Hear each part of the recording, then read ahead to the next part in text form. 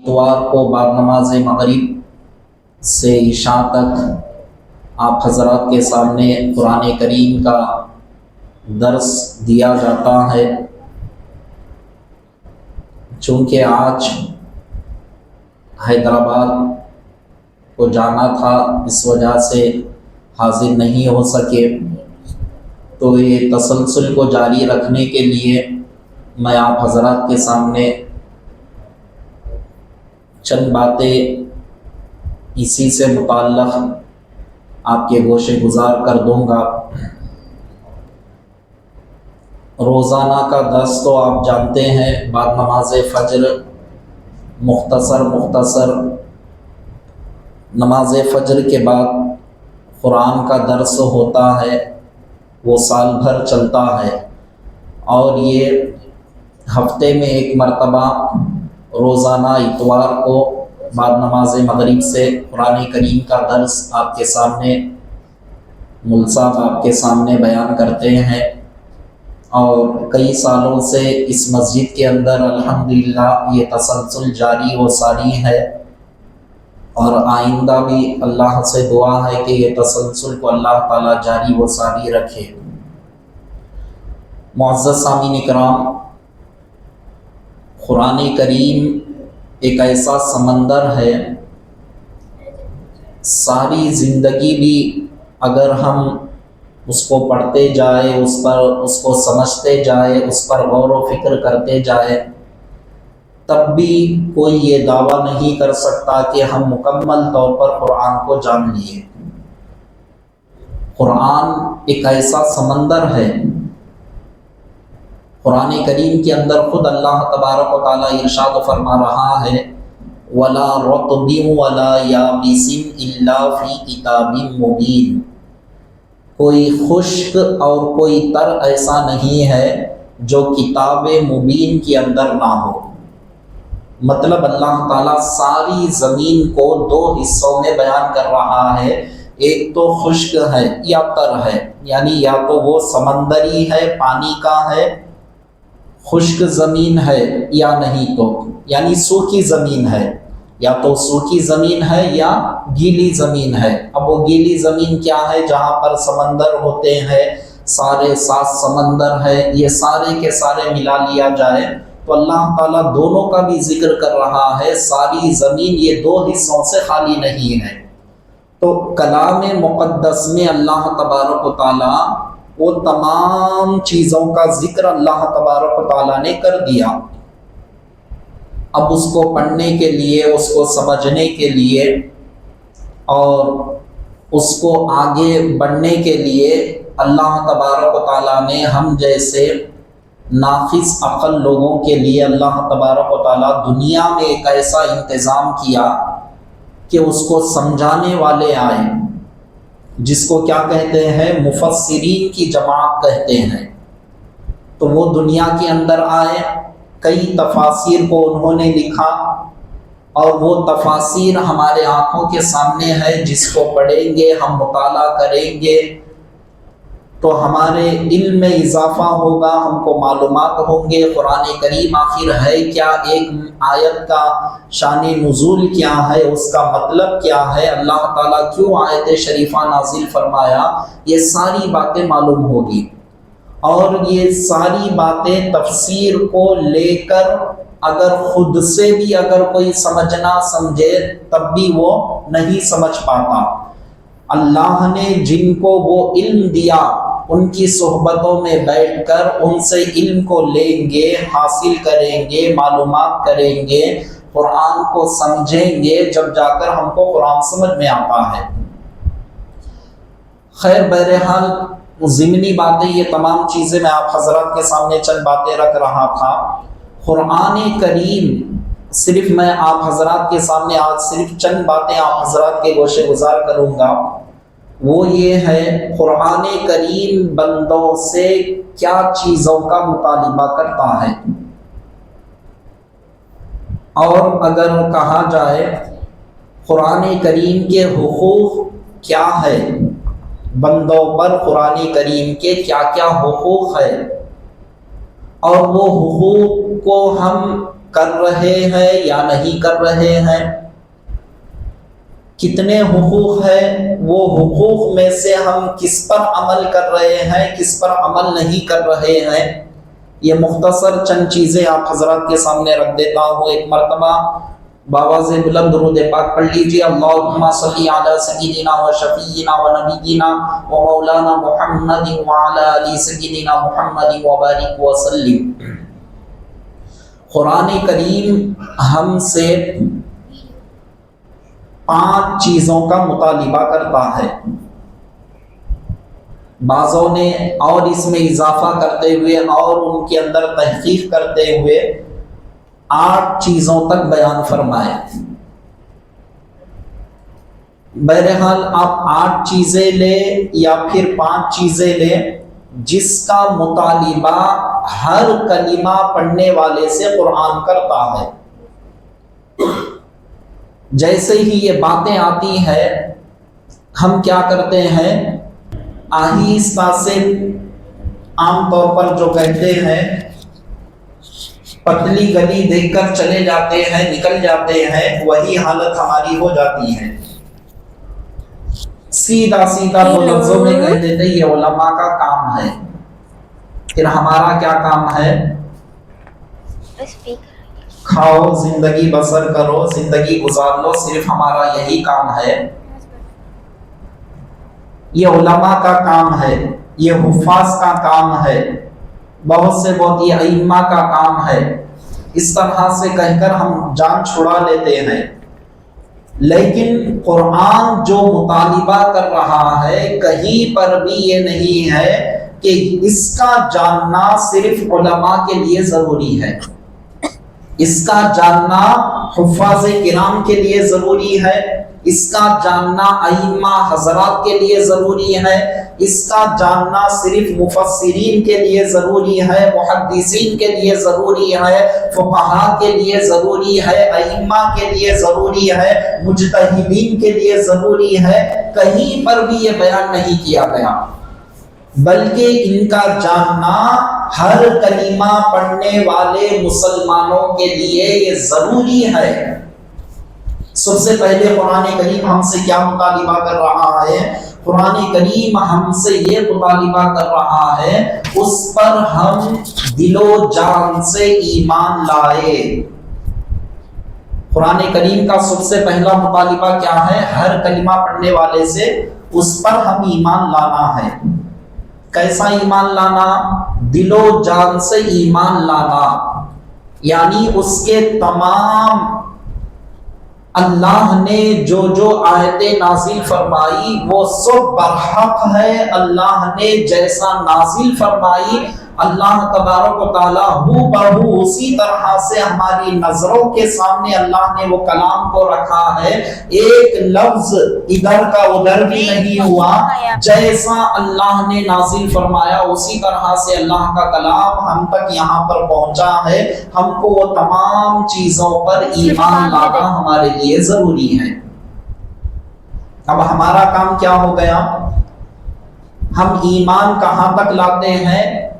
ایمان جو ہماری طبیعت کے مطابق ہو ان باتوں کو مان لیتے ہیں، جو طبیعت کے مخالف ہو ہم کیا کہتے ہیں؟ چھوڑو حضرت وہ کون دیکھا۔ عام لفظوں میں اگر کہا جائے تو پھر کیا کہتے ہیں ہماری عام زبانوں میں؟ وہ تمام چیزیں لائٹ لو حضرت وہ سب کون دیکھے۔ اب قرآن کریم کے تعلق سے ایسا گنہونا مذاق بھی نہیں چلتا۔ اگر کوئی کرے گا ایسا مذاق جس سے اللہ کی ایک آیت کا بھی اگر انکار ہو رہا ہے تو وہ خود اسلام سے نکل جاتا ہے۔ اب شیطان ہم کو کیسے اس سے دور کر رہا ہے ذرا غور کرے۔ ساری آیتوں پر ایمان لانا ہمارے لیے ضروری، سارے احکامات کو ماننا ہمارے لیے ضروری۔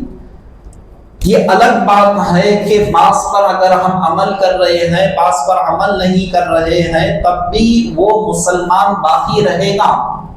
لیکن انکار ایک ایسی چیز ہے، انکار کرنے کی وجہ سے وہ اسلام سے سیدھا سیدھا نکل جاتا ہے۔ اسلام سے خارج ہو جاتا ہے، پھر سے اس کو کلمہ پڑھ کر اسلام کے اندر داخل ہونا اس کے لیے ضروری ہو جاتا ہے۔ ایک بندہ ایسا ہے جو انکار نہیں کیا، لیکن عمل کی جب بات آتی ہے عمل میں کوتاہی کر رہا ہے، بعض اوقات کر رہا ہے بعض اوقات نہیں کر رہا ہے، تو ایسا بندہ ایمان کے اندر باقی رہے گا، ایمان سے نہیں نکلے گا۔ انکار کر دے گا تو سیدھا سیدھا اسلام سے نکل جاتا ہے۔ مثال کے طور پر بڑے بڑے گناہ ہیں جس میں کیا ہے، شراب پینا ہے۔ ایک شراب پینے والا، قرآن کریم کے اندر یہ حکم ہے کہ شراب پینا حرام ہے، جس کو میں ماننا ضروری ہے۔ ایک شرابی اس کو مانتے ہوئے غلط کام کر رہا ہے، پی رہا ہے، وہ مسلمان تو باقی رہے گا لیکن وہ سخت سے سخت بڑا گناہگار رہے گا۔ اگر ایک شرابی جب شراب پی رہا ہے تو وہ یہ کہہ رہا ہے ہاں یہ سب میرے لیے، جب میں غم میں ڈوب گیا تو یہ میرے لیے جائز ہے، اگر خدا نہ خواستہ اپنی زبان سے ایسے الفاظ نکال دے گا تو وہ اسلام سے نکل جاتا ہے۔ عمل ایک ایسی چیز ہے جس کے کرنے پر اللہ تبارک و تعالیٰ اس کو ثواب دے گا، اگر چھوڑ دے گا تو اللہ تعالیٰ اس کو عذاب دے گا، لیکن اسلام سے نہیں نکلے گا۔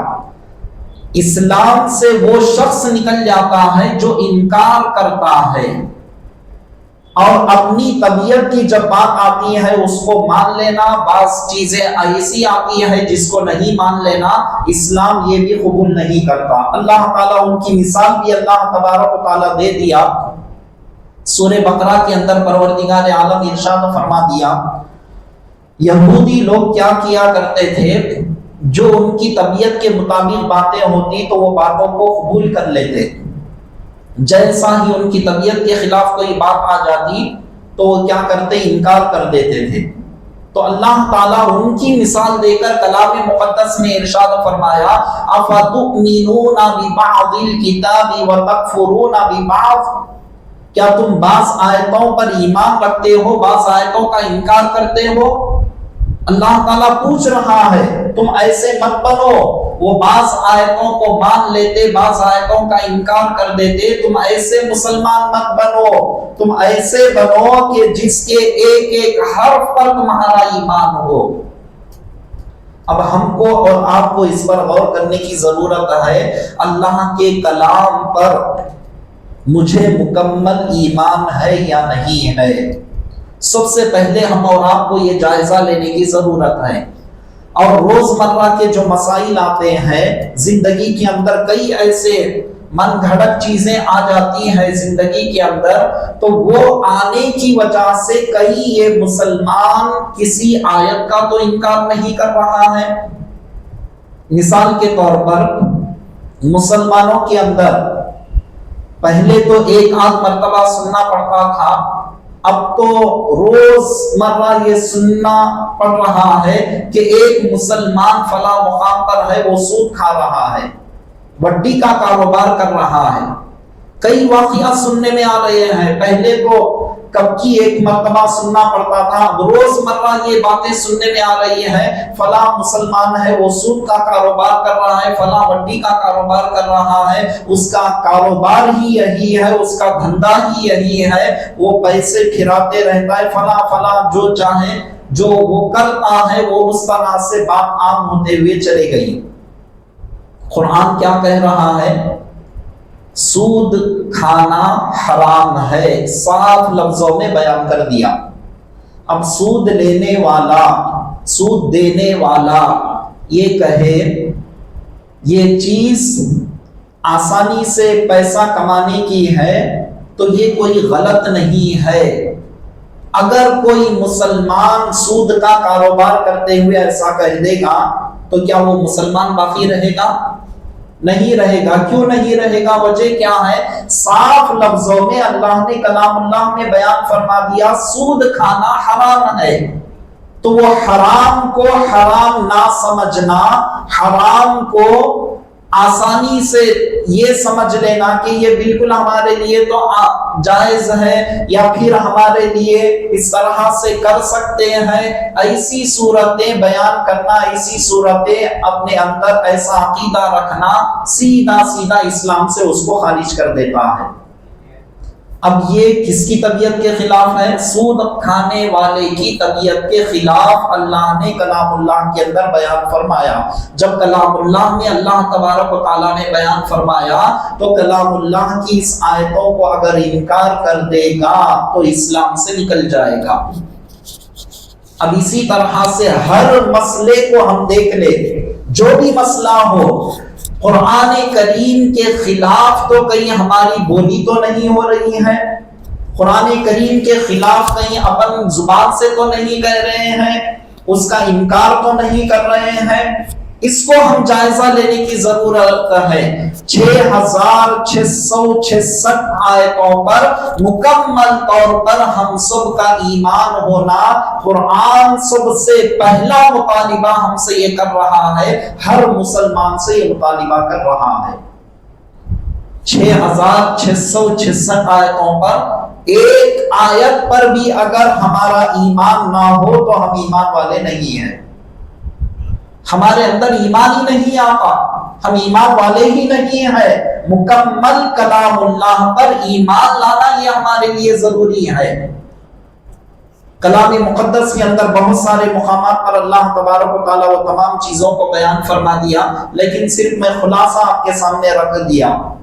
یا ایھا الذین آمنو، اے ایمان والو ایمان لاؤ، آمنو بما انزل، ان چیزوں پر ایمان لاؤ جو اللہ نے نازل کیا۔ اللہ تعالیٰ خود کلام اللہ کے اندر مطالبہ کر رہا ہے کہ تمام کلام اللہ پر تم ایمان لاؤ جیسا میں نے نازل کیا۔ کیسے نازل ہوا اس کے تعلق سے آپ بارہا سنتے ہیں، اللہ تبارک و تعالیٰ سارے کلام اللہ کو لوح محفوظ سے پہلے آسمان پر بیت العزا مقام پر اللہ تبارک و تعالیٰ شب قدر کی رات کو اتار دیا۔ اب وہ وقتاً فوقتاً دنیا کے اندر جیسا جیسا ضرورت پڑتے گئی اللہ تبارک و تعالیٰ اس کلام کو نازل کرتا ہوا چلا گیا، اور مکمل دنیا کے اندر حضور علیہ السلام کی حیات طیبہ 23 سالہ حیات طیبہ، آخری 40 سالہ سے لے کر آپ کے آخری عمر مبارک تک اللہ کا مکمل کلام یہ دنیا کے اندر نازل ہو گیا۔ اب اللہ تبارک و تعالیٰ نازل فرما دیا تو کیا اس کے اندر اتنا زمانہ بیت گیا، کہیں اس کے اندر چینجز تو نہیں ہوئے، کہیں اس کے اندر تحریف تو نہیں ہوئی، کہیں اس کے اندر رد و بدل تو نہیں ہوئے؟ ایسا گمان کرنا، ایسا عقیدہ رکھنا اسلام سے نکال دیتا ہے اس مسلمان کو۔ کیوں؟ اللہ تبارک و تعالیٰ خود اس کی حفاظت کی ذمہ داری لے لیا۔ اِنَّا نَحْنُ نَزَّلْنَا الذِّكْرَ وَإِنَّا لَهُ لَحَافِظُونَ، بے شک ہم اس کلام کو نازل کیے، اور اللہ تعالیٰ کیا بیان فرما رہا ہے کہ ہم ہی اس کلام کی حفاظت فرما رہے ہیں۔ تو ایک لفظ بھی اللہ تبارک و تعالیٰ نے جو نازل کیا آج تک برقرار ہے، صبح قیامت تک یہ تمام کے تمام برقرار رہے گا، اور اسی طرح سے اللہ تبارک و تعالیٰ اپنے کلام کو اٹھا لے گا۔ کسی کے اندر ہمت نہیں ہے کہ اس کلام کو بدل سکے۔ ساری کتابیں جب اللہ تبارک و تعالیٰ نازل فرمایا، کوئی کتاب کی یہ ذمہ داری نہیں لیا ہم اس کو اتار دیے، ہم اس کی حفاظت کریں گے، اللہ تعالیٰ کہیں پر بھی ذمہ داری نہیں لیا۔ لیکن کلام اللہ کو جب اللہ تبارک و تعالیٰ اتارنے کے ساتھ ساتھ اس کی حفاظت کی ذمہ داری بھی اللہ تبارک و تعالیٰ نے لیا۔ تو پہلا مطالبہ کیا ہوا؟ اس کو مکمل طور پر ہم اس پر ایمان لانا۔ اب بالکل مختصر میں آپ حضرات کے سامنے کر دیا۔ اب اس کے بعد آگے بڑھتے ہیں، اللہ تبارک و تعالیٰ کا کلام آگے کیا ارشاد ہم سے کیا مطالبہ کر رہا ہے؟ قرآن کریم کو صحیح طور پر ہم کو پڑھنا۔ صحیح طور پر ہم اللہ کے کلام کو پڑھ رہے ہیں یا نہیں ہیں، مجھے اور آپ کو جائزہ لینے کی ضرورت ہے۔ کلام اللہ ایسا پڑھنا نہیں ہے جو بھی طریقے سے ہم سیکھ گئے وہ طریقے سے پڑھنا قرآن ہم سے یہ مطالبہ نہیں کر رہا ہے، جیسا اس کے پڑھنے کا طریقہ ہے اس طرح سے پڑھنے کا مطالبہ قرآن ہم سے کر رہا ہے۔ تو قرآن کریم کو پڑھنے کا طریقہ کیا ہے؟ قرآن کریم کو پڑھنے کا طریقہ یہ ہے کہ سب سے پہلے اس کا علم سیکھنا ضروری ہے۔ اس علم کو کیا کہتے ہیں؟ تجوید کا علم کہتے ہیں۔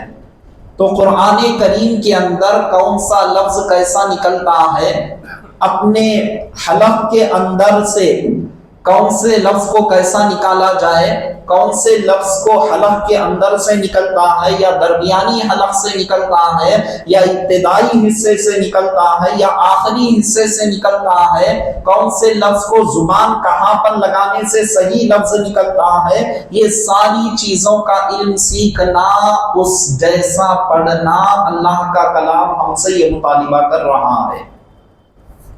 اب یہ بھی اٹھا کر حفاظ کے کھاتے میں ہم نہیں ڈالنا چاہیے۔ یہ تمام اچھا پڑھنے والے حفاظ کرام ہوتے ہیں، ہم نہ کیا حضرت جو سیکھے وہ پڑھ لیں گے، ہر ایک سے مطالبہ کر رہا ہے۔ یہاں کوئی حافظ کی قید نہیں ہے، ایک عام مسلمان جو کلمہ پڑھنے والا ہے اس سے بھی قرآن مطالبہ کر رہا ہے۔ یہ ان کے لیے خاص، وہ ان کے لیے خاص، وہ ایسی باتیں میں آپ حضرات کے سامنے نہیں رکھ رہا ہوں جو ہر مسلمان کے لیے وہ باتیں آپ کے سامنے رکھ رہا ہوں۔ تو ہم کو یہ دیکھنے کی ضرورت ہے کیا میں اللہ کا کلام صحیح طور پر پڑھ پا رہا ہوں یا نہیں ہے۔ اگر صحیح طور پر پڑھ رہے ہیں تو الحمدللہ ثم الحمدللہ، اگر نہیں پڑھ رہے ہیں تو ہمارا کام کیا ہے؟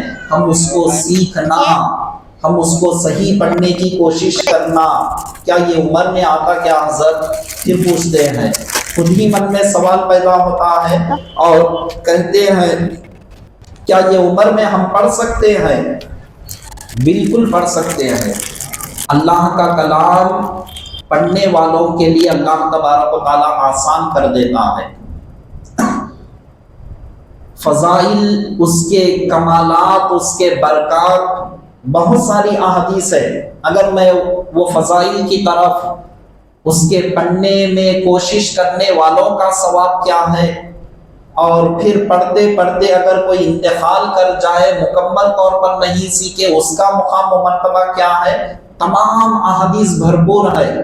ایک ایک کر کے اگر میں سناؤں گا تو پورا وقت اسی پر ہو جائے گا، صرف میں مختصر آپ کے سامنے رکھ رہا ہوں۔ جو بندہ کلام اللہ کو پڑھ رہا ہے، سیکھ رہا ہے، سیکھتے ہوئے انسان کو کیا ہوتا ہے، ایک حدیث پاک صرف آپ کے سامنے رکھ رہا ہوں، سیکھتے ہوئے جو اٹکتے ہوئے جو کلام اللہ کو جب وہ پڑھتا ہے، حضور علیہ السلام ارشاد فرماتے ہیں اللہ تعالیٰ ڈبل ثواب اس کو عطا فرماتا ہے۔ ایک کوشش کر رہا ہے، اٹکتے اٹکتے دشواری کے ساتھ جو پڑھ رہا ہے، اللہ تعالیٰ ڈبل اجر اس کو عطا کرتا ہے۔ اب اس کا مطلب یہ بھی نہیں کہ مجھے اٹکتے ہوئے قرآن پڑھنے آتا ہے، اب میں اٹکتے ہوئے پڑھ لوں گا، ڈبل ثواب مجھ کو مل رہا ہے، ایسا بھی نہیں ہے۔ اس کو حماقت کہتے ہیں، اپنی طرف سے سمجھ لینا، یہ حماقت ہے۔ یہ کب کی بات ہے؟ سیکھتے وقت کی بات ہے۔ سیکھتے وقت جب دشواریوں سے جب گزر رہے ہیں، اللہ تعالیٰ بندوں پر ایسا کرم کر رہا ہے کہ وہ اٹکتے ہوئے پڑھ رہا ہے، ڈبل ثواب اللہ تعالیٰ اس کو عطا کر رہا ہے۔ لیکن اسی پر اکتفا کر کے میں یہیں پر رک جاؤں گا، میں ایسا ہی پڑھ لوں گا، میں ایسا ہی آگے بڑھوں گا، ڈبل ثواب اللہ تعالیٰ دے رہا ہے، تو یہ سراسر غلط ہے۔ سیکھنے والوں کے لیے کہا گیا جب تم سیکھ جاؤ، اللہ کے کلام کو پڑھنے لگو، اللہ تبارک و تعالیٰ ہر حرف کا ثواب اللہ تبارک و تعالیٰ اس بندے کو عطا فرماتا ہے۔ حضور علیہ السلام ارشاد فرماتے ہیں الف لام میم، یہ تینوں ایک لفظ ہے، میں نہیں کہتا، الف الگ ہے، لام الگ ہے، میم الگ ہے، تو الف پر اللہ تبارک و تعالیٰ 10 نیکیاں عطا فرماتا ہے، تو لام پر 10 نیکیاں، تو میم پر 10 نیکیاں اللہ تبارک و تعالیٰ بندوں کو عطا فرماتا ہے۔ تو ہم کو کیا کرنا چاہیے؟ اللہ کے کلام کو صحیح طور پر پڑھنا۔ یہ ہر مسلمان سے قرآن مطالبہ کر رہا ہے۔ جو حضرات قرآن پڑھ رہے ہیں الحمدللہ، لیکن ان کے لیے اور آگے بڑھنے کی ضرورت ہے۔ کیا آگے بڑھنے کی ضرورت ہے؟ تجوید سے انہوں نے کلام اللہ کو نہیں سیکھا، تجوید سے سیکھنے کی ضرورت ہے۔ تجوید سے اگر قرآن کریم کو نہیں پڑھا جاتا تو معنی بدل جاتا ہے، کون سے لفظ کو کیسا استعمال کرنا ہے پڑھیں گے تو معلوم ہوگا، پڑھیں گے نہیں تو پھر کیسے معلوم ہوگا کہ اس لفظ کو ایسا نکالنا پڑے گا۔ مثال کے طور پہ قل واللہ احد، کتنے غلطیاں اس کے ہر لفظ میں غلطیاں آ گئی، جو ابھی میں نے آپ کے سامنے پڑھا ہر لفظ میں غلطی ہے اس کے۔ خل کہاں سے نکلنا چاہیے، صرف ایک مثال آپ کے سامنے دے رہا ہوں، میں وہ سارا علم آپ کے سامنے ایک کے بعد ایک بیان نہیں کر رہا ہوں۔ خل کا جو لفظ ہے میں کہاں سے نکال رہا ہوں، زبان کے اندر اوپری اندر کے حصوں سے نکال رہا ہوں، ایسا پڑھنا غلط ہے۔ پھر کیسا پڑھنا صحیح ہے؟ اول، جو ہمارا حلق ہوتا ہے، اوپر کی جو زبان ہوتی ہے، چھوٹی سی زبان جس کو تارخ کی زبان کہتے ہیں، وہاں پر جا کر ہمارا حلق ٹچ ہونا چاہیے، اول۔ اب یہ صحیح طور پر نکلا یہ لفظ هو اللہ احد، یہ صحیح طور پر ہے هو اللہ، هو اللہ، بالکل سراسر غلط ہو گیا۔ کیوں غلط ہو گیا؟ عربی گرامر کا فائدہ ہے، لفظ اللہ کا جو لفظ ہے، اللہ کا جو نام ہے، اس سے پہلے اگر زبر یا پیش اگر آ جاتا ہے تو لفظ اللہ کے اس کو کیا کریں گے؟ پر پڑھیں گے، موٹا پڑھیں گے۔ آپ کو کیسے معلوم ہوگا؟ پڑھیں گے تو معلوم ہوگا۔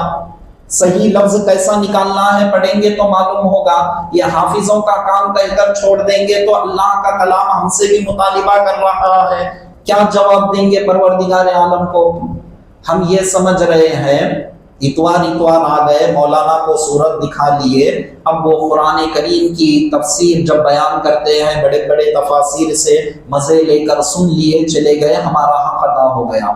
ایسا نہیں عزیزان محترم، بنیادی چیزیں میں آپ کو بیان کر رہا ہوں جو ہر مسلمان کے لیے ضروری ہے۔ آ کر سن کر چلے گئے، یہ سمجھ جانا میرا حق ادا ہو گیا، مولانا بھی خوش، سب خوش، ہم آئے سنے، ایسا نہیں ہے۔ ہم کو مولا کو خوش کرنا ہے، پروردگار عالم کو خوش کرنا ہے۔ قرآن کریم کو صرف ہفتے میں ایک مرتبہ سن لینا، ہفتے میں ایک مرتبہ خوشی خوشی بیٹھ کر درس میں سن لینا اتنا ہی کافی نہیں ہے۔ دوسرا مطالبہ ہم سے جو ہو رہا ہے وہ ہمارا مطالبہ جو قرآن ہم سے کر رہا ہے، ہم وہ مطالبے کو کر رہے ہیں یا نہیں ہے، سب سے پہلے ہم کو یہ دیکھنے کی ضرورت ہے۔ تو میں آپ کے سامنے چھوٹا سا گرامر کیا بیان کیا، اللہ کا جو لفظ ہوتا ہے اس سے پہلے اگر زبر یا پیش اگر ہو تو لفظ اللہ کے نام کو کیا کریں گے؟ موٹا پڑھیں گے۔ اگر زیر اگر آ جاتا ہے تو زیر اگر آ جائے تو کیا کرنا چاہیے؟ ہم کو باریک پڑھنا چاہیے، ہر موڑ پر موٹا پڑھنا نہیں ہے ہمارے لیے۔ تو سورہ اخلاص کی ایک مختصر آیتیں قل هو اللہ احد، اس آیت کو ہی اگر لے لیں صحیح طور پر نہیں پڑھ سکیں گے۔ کیوں نہیں پڑھ سکیں گے؟ وجہ کیا ہے؟ تجوید کا علم ہم نے نہیں سیکھا، اس کو صحیح پڑھنے کا علم ہم نے نہیں سیکھا۔ اچھا، یہ قل هو اللہ احد کی چھوٹی آیت شریفہ دور کی بات ہے، قرآن کو شروع کرنے سے پہلے ہم کیا پڑھتے ہیں؟ تعوذ تسمیہ، یعنی اعوذ باللہ من الشیطان الرجیم بسم اللہ الرحمن الرحیم۔ اس کو بھی صحیح طور پر ہم نہیں پڑھ پاتے ہیں، کیوں؟ وجہ کیا ہے؟ اس کے اندر کیا علم ہے؟ کون سا لفظ کیسا استعمال کرنا ہے؟ کون سے لفظ کو کھینچنا ہے؟ کون سے لفظ کو نہیں کھینچنا ہے؟ کون سے لفظ کو اپنی زبان دانتوں کے حصوں میں سے نیچے کے دانت یا اوپر کے دانت، پھر دانتوں میں سے کون سے کنارے کو اپنی زبان لگانے سے کون سا لفظ نکلتا ہے؟ یہ تمام چیزوں سے ہم واقف نہیں۔ عمر کا آدھا حصہ گزر گیا، خبر میں جانے کے قریب آ گئے، ہمارے لیے میں کسی ایک شخص کی طرف کوئی یہ اشارہ نہیں کر رہا، عام طور پر میں کہہ رہا ہوں ہمارے لیے کیا چیز ضروری تھی۔ آج ہماری عمر کا اتنا بڑا حصہ گزر گیا، بڑی بڑی باتیں ہم کر لیتے ہیں، بڑی بڑی چیزیں ہم دنیا کے اندر سب سے آگے نظر آتے ہیں۔ اللہ کا کلام جو دوسرا مطالبہ ہم سے کر رہا ہے، وہ مطالبہ ہم کیوں نہیں کر پا رہے ہیں؟ سوچنے کی ضرورت ہے، اپنے آپ کو غور و فکر کرنے کی ضرورت ہے۔ عمر کا اتنا حصہ گزر گیا، تعوذ تسمیہ ہم کو صحیح پڑھنے نہیں آتا۔ کتنے شرم کی بات ہے ہمارے لیے، ہم اور آپ کو غور کرنے کی ضرورت ہے۔ اللہ کو کیا صورت دکھائیں گے؟ مولا اگر ہم سے پوچھے گا تو ہم کیا بیان کریں گے؟ ذرا غور و فکر کرنے کی ضرورت ہے عزیزان محترم۔ ہر لفظ میں عربی کے ایک ایک گرامر چھپا ہوا ہوتا ہے۔ وہ گرامر کیا ہے، کیسا پڑھنا چاہیے؟ انسان آگے بڑھے گا، محنت کرے گا تو اللہ کی مدد بھی ہوگی، ضرور سیکھ پائیں گے۔ تعوذ تسمیہ ہمارا جب صحیح ہوگا، ہم ایک ایک آیت کو، اللہ کے کلام کو پڑھیں گے تو قرآن کریم کا دوسرا مطالبہ ہم کر پائیں گے۔ اب قرآن کریم آگے کیا ذکر کر رہا ہے؟ تیسرا مطالبہ ہم سے یہ کر رہا ہے، بالکل مختصر طور پر میں آپ کے سامنے بیان کر دیا۔ حضور علیہ السلام کی بڑی پیاری حدیث پاک بھی آپ کو سنا دیتا ہوں۔ ما لم یتغنی بالقرآن فلیس منا، جو قرآن کریم کو صحیح طور پر نہیں پڑھتا، غور کرے الفاظ، فلیس منا، وہ ہم میں سے نہیں ہے۔ اللہ اکبر عزیزان محترم، ذرا غور کرے، اللہ کا کلام اتنی محنتوں سے، اتنی مشقتوں سے ہمارے پاس آیا، وہ کلام کو صحیح نہیں پڑھیں گے تو حضور کس قدر ان بندوں سے ناراض ہے، ذرا غور کریں۔ فلیس منا، وہ ہم میں سے نہیں ہے۔ اتنی عظیم نعمت ملنے کے بعد ساری دنیا کی دولت بھی ایک طرف ڈال دیا جائے، کلام اللہ کے ایک لفظ کا مقابلہ نہیں کر سکتی ساری دنیا کی دولت۔ کلام اللہ کا وزن، اس کا وقار، اس کی عظمت، اس کی بلندی اتنی اعلیٰ ہے، ایک لفظ بھی ساری زمین و آسمان کو خزانوں سے بھر دیا جائے تو قرآن کریم کے ایک لفظ کا بھی وہ مقابل نہیں ہو سکتا۔ ایسا مقدس کلام جب ہمارے پاس آیا تو اس کو صحیح طور پر تم نہیں پڑھ رہے ہیں، فلیس منا، وہ ہم میں سے نہیں ہے، بیان فرما رہے ہیں۔ تو ہم اور آپ انشاءاللہ تعالی یہ قرآن کریم کے مطالبے کو ہم مکمل کریں گے انشاءاللہ تعالی۔ اب تیسرا مطالبہ قرآن ہم سے یہ کہہ رہا ہے، قرآن کریم کو سمجھ کر پڑھو۔ کہاں تک ہم سمجھ رہے ہیں؟ ہم اور آپ کو جائزہ لینے کی ضرورت ہے۔ ہم سن رہے ہیں، تسلسل کے ساتھ قرآن سن رہے ہیں، ایمانیات میں ہم کو غور کرنا ہے، پڑھنے پر ہم کو غور کرنا ہے، سمجھنے پر ہم کو غور کرنا ہے۔ ہم 5 وقتہ نماز پڑھ رہے ہیں، جو صورت اللہ کے کلام کے ہم نماز میں پڑھ رہے ہیں، اس میں سے ایک سورے کا معنی و مفہوم تو ہم کو یاد ہے یا نہیں ہے؟ کیا اللہ تبارک و تعالیٰ اس میں بیان کرنا چاہ رہا ہے؟ اللہ تعالیٰ نے کلام اللہ کو سمجھ کر پڑھنے کا حکم دیا۔ سمجھو، یہ علماء کے لیے صرف نہیں ہے، کم از کم اگر چھانٹ کے بھی اگر ہمارے لیے الگ سے نکالا جائے تو احکامات والی جو آیتیں ہیں اتنا تو کم از کم ہم کو پڑھنا سمجھنا ہمارے لیے ضروری ہے۔ قرآن کریم کے اندر اللہ تبارک و تعالیٰ نے کن چیزوں کو کرو، کن چیزوں کو نہ کرو بیان کر دیا۔ وہ سارے احکامات والی آیتیں کتنی ہے؟ 500 آیتیں ہیں کلام اللہ کے اندر۔ 6666 میں سے 500 آیتیں ایسی ہے جس میں اللہ نے سارے احکامات کو بیان فرما دیا۔ نماز پڑھو، روزہ رکھو، زکوٰۃ دو، حج کرو، خیر و خیرات کرو، یہ چیز کرو، وہ چیز نہ کرو، یہ کرو نہ کرو، اس میں سارے احکامات کتنی آیتوں میں ہے؟ 500 آیتوں میں اللہ تبارک و تعالیٰ نے ذکر کر دیا. تو ہم ان میں سے کتنا جان رہے ہیں، کتنا سمجھ رہے ہیں؟ اور قرآن کو جب سمجھیں گے، جب پڑھیں گے صحیح طور پر، اس کا مزہ کیا ہے ہم کو آئے گا. ورنہ ہم کو قرآن کریم کو سننے کا نہ مزہ آئے گا، نہ پڑھنے کا مزہ آئے گا، کیونکہ اس کے تمام چیزوں سے ہم واقف ہی نہیں ہے. ایک اندھے کے سامنے، تاج محل کے سامنے بھی اگر لے جا کر اس کو رکھ دیا جائے، دیکھو کتنا خوبصورت تاج محل ہے، آپ اس کی تعریف کرتے چلے جائے، وہ بیچارے کو کیا معلوم کہ آنکھوں سے معذور ہے، تو کیا معلوم ہوگا اس کو. بینائی والا جب دیکھتا ہے تو پھر اس کے اندر غور کرتا ہے، اس کی کاریگری پر غور کرتا ہے، اس کے ماربل پر غور کرتا ہے، اس کی چمکاہٹ پر غور کرتا ہے، تو وہ دیکھتا ہوا مزے لیتا ہے. کیا خوبصورت یہ بنایا، کیا خدا کی شان ہے، کیا اللہ نے اس پتھر کے اندر ایسی چمک دھمک اللہ تبارک و تعالیٰ نے دیا. ایک ایک چیزیں وہ غور کرتا ہے. کون غور کرتا ہے؟ جو بینائی رکھنے والا ہے.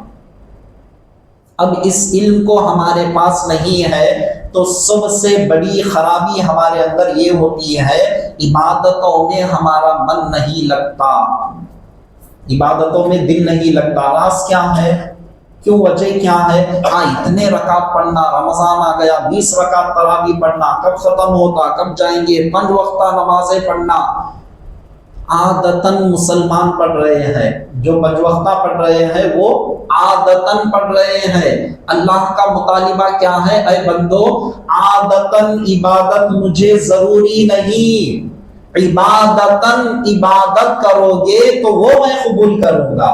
عادت سے پڑھ رہے ہیں، تم بے چینی ہو جائیں گی نہیں پڑھیں گے، تو یہ عادت سے پڑھنا اللہ تعالیٰ یہ مطالبہ ہم سے نہیں کرتا. عبادت سمجھ کر، اس کے مزے لے کر، اس کا لطف لے کر ہم پڑھیں گے تو ہم کو عبادتوں کا مزہ آئے گا. عبادتیں ہم کو مزے لے کر کرنا ہے، تو مزے کیسے ہوں گے؟ دھن دھن دو سجدے مار دیں گے، رکوع کر دیں گے، سلام پھیر دیں گے، ہو جائے گا؟ نہیں ہوگا. کیوں نہیں ہوگا؟ سمجھ کر جب ہم عبادت کریں گے، کھڑے ہوتے ہی یہ تصور، میں مولا کے سامنے ہوں، مولا سے میں باتیں کر رہا ہوں، ایک ایک میرے لفظ کا جواب پروردگار عالم دے رہا ہے. الحمدللہ رب العالمین جب بندہ کہتا ہے، اللہ کی بارگاہ سے کیا جواب اس کے لیے آتا ہے؟ میرے بندے نے میری تعریف بیان کی. ہیلو السلام علیکم. آپ صاحب میں حمد و ثنا بیان کی، اللہ تعالیٰ جواب دیتا ہے. یہ تصور، یہ ادراک ہمارے اندر کب آتا ہے؟ قرآن کو سمجھیں گے تو جب ہمارے اندر یہ کیفیت پیدا ہوگی. نہیں سمجھیں گے تو پھر وہی کیفیت ہوگی اللہ اکبر کہہ کر جہاں جہاں فلاں اس کو خرچہ دینا ہے وہاں چلے گئے، کبھی مارکیٹ چلے گئے، کبھی تجارت میں گھس گئے، کبھی یہاں چلے گئے، کبھی وہاں چلے گئے، سلام پھیرتے وقت آئے پھر سلام پھیر لیے. یہ ہماری کیفیت ہو جاتی ہے. اگر ہم پڑھیں گے زبان سے کیا پڑھ رہے ہیں، فوری ذہن میں آئے گا مطلب، تو مزہ بھی آئے گا. میرے مولا کی اللہ نے مجھے وہ طاقت دی ہے، یہ ناقص جسم کے اندر اللہ نے مجھے وہ صلاحیت دی ہے، میں اس کی بارگاہ میں کھڑے ہو سکوں، اس کی حمد و ثنا بیان کر سکوں. اللہ نے مجھے یہ صلاحیت دی ہے. مولا یہ سب کچھ تیری تعریف ہے، سب کچھ تیرے لیے حمد و ثنا ہے، ورنہ مجھ جیسا ناقص کہاں، تیری حمد و ثنا کہاں. تو نے مجھے توفیق بخشی، میں تیرے سامنے کھڑے ہو کر میں تیری تعریف بیان کر رہا ہوں. مولا تیری کیا شان ہے، تیری کیا حمد و ثنا ہے، تیری کیا بلندی ہے، تیرا عرفان کیسا پاکیزہ عرفان ہے، وہ عرفان کے مزے کیا ہے، تیری خالقیت کا ہم اندازہ نہیں لگا سکتے، تیری جباریت کا ہم اندازہ نہیں لگا سکتے. تو ایسا خالق و مالک ہے پروردگار عالم. جب سوچے گا تو مزہ آئے گا، میں پروردگار عالم کی عبادت کر رہا ہوں. تو قرآن ہم سے تیسرا مطالبہ کیا کر رہا ہے؟ قرآن کو سمجھو. قرآن کو سمجھ کر ہم عبادت کریں گے تو ہمارے عبادتوں میں بھی مزہ آئے گا، اور قرآن کو پڑھنے کا بھی مزہ آئے گا. جب آپ ایک ایک آیت سے گزریں گے، مولا اس آیت شریفہ میں کیا پڑھ رہا ہے. اسی لیے بڑے بڑے اکابر علماء کا کام کیا تھا؟ وہ صرف 10 آیتوں کو پڑھتے، وہ 10 آیتوں کو پڑھ کر 10 آیتوں کو سمجھتے، سمجھنے کے بعد پھر آگے بڑھتے۔ ہم پڑھنے میں ہی زیرو، پھر اس کے بعد 10 آیتیں، پھر 10 آیتوں کے بعد پھر اس کو سمجھنا۔ ہم کو آگے بڑھنے کی ضرورت ہے عزیزان محترم۔ جس مقام پر ہم ہیں وہیں پر اگر رہ جائیں گے تو پروردگار عالم کو ہم کیا صورت دکھا سکیں گے؟ قرآن کریم کو سمجھنا، پھر چوتھا مطالبہ قرآن ہم سے یہ کر رہا ہے وہ ساری چیزوں پر عمل کرنا، خالی سیکھ جانا نہیں۔ ایمان لا لیے ہمارے لیے کافی ہے نہیں، ایمان لانے کے بعد کیا کرنا ہے؟ اس کو اور ڈیولپ کرنا، اس میں اور اضافہ کرنا۔ قرآن کو پڑھنا سیکھ گئے، سیکھنے کے بعد خاموش ہو گئے نہیں، روزانہ قرآن ہم سے یہ کہہ رہا ہے کہ روزانہ تم اللہ کے کلام کو پڑھو، اللہ کے کلام کو جتنا ہو سکے پڑھتے چلے جاؤ۔ یہ کوئی قید نہیں ہے مسجد میں آنا، وضو کر کے ریحان لے کر قرآن لے کر بیٹھیں گے جب اللہ کا کلام پڑھنا ہے۔ آپ بازار میں جا رہے ہیں برابر اللہ کا کلام پڑھ سکتے ہیں، کاروبار کر رہے ہیں اللہ کا کلام پڑھ سکتے ہیں، اپنی زبانوں پر اللہ کے کلام کو جاری رکھنا۔ اللہ کا کلام ایک ایسا کلام ہے، یہ دل کے اندر جو ہماری گندگیاں ہوتی ہیں وہ ساری چیزوں کو ہٹا دیتا ہے، دور کر دیتا ہے، دلوں کو روشن و منور کر دیتا ہے۔ اللہ کا کلام ہماری اندھیری قبر کو روشن کر دیتا ہے۔ اللہ کا کلام اللہ تبارک و تعالیٰ کے قریب ہونے کا ایک ایسا ذریعہ ہے، ایسا ذریعہ ہے جس ذریعے سے بڑھ کر اور ذریعہ نظر نہیں آتا۔ اللہ کا کلام ایک ایسا کلام ہے معزز سامعین کرام، جب انسان پڑھتا ہے تو ایسا معلوم ہوتا ہے اللہ تبارک و تعالیٰ سے باتیں کر رہا ہے۔ تو کلام اللہ کا علم سیکھنے کے بعد، ایمان لانے کے بعد، اس کو سمجھنے کے بعد کیا مطالبہ کر رہا ہے؟ اے بندو اس پر عمل کرو۔ مجھے اور آپ کے لیے کیا مطالبہ ہے؟ ہر بندے مومن کے لیے قرآن چوتھا مطالبہ کیا کر رہا ہے کہ اے بندو اس پر عمل کرو۔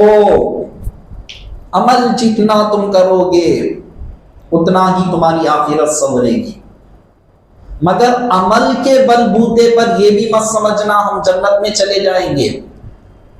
جنت میں جانے کے لیے اللہ کی رحمت ضروری ہے، اللہ کی مہربانی ضروری ہے، اللہ کا کرم ضروری ہے۔